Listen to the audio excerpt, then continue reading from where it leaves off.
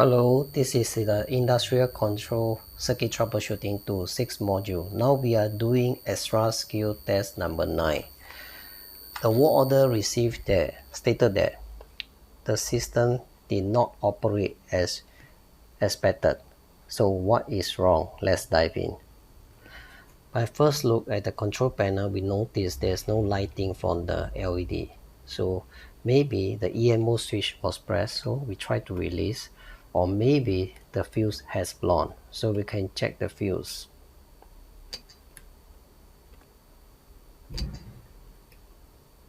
Okay, the fuse is blown. Fuse blows because of short circuit.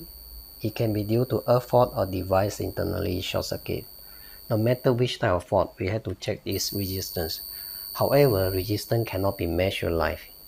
So we have to cut off the main power supply and perform lockout takeout and make sure lockout takeout is done properly. Okay. To check the fault, we have to open both ends of the connection. For me, I will choose to open both ends at the common neutral and the common live. So I remove the fuse. So this is a common end, the end of the common live and the end of the common neutral. It's more easier for me to do troubleshooting. To check the earth fault, make sure put the black probe at the ground point to check the ground fault or earth fault, and the red probe at the other end. Okay, so if we get the OL open circuit resistance, it means the circuit is good or the circuit is having device internally short circuit. In this case, the circuit is not good because the fuse blown. Okay, the fuse blew before, so the circuit must have the fault called device internally short circuit. Okay, instead of a fault. Okay, so we know that this fuse by looking at the drawing. Okay, we notice this fuse blow. Okay, and this blow actually this fuse located in this circuit where the current from the transformer will go through the fuse and then supply the current to the PLC output schematic here. So we know that this output PLC output circuit having device internally short circuit. So we had to measure the resistance across the device or load with both end open or one end open. Okay, so I put the red probe, okay, somewhere at PLC output channel switch. Okay, and we know that the current from the multimeter will flow to this point and branch out into two paths, one path to here. And we know that when we switch off the power supply, the PLC input switch actually is a normally open switch. It will remain open under normal condition. So the only way current can go is go through this path.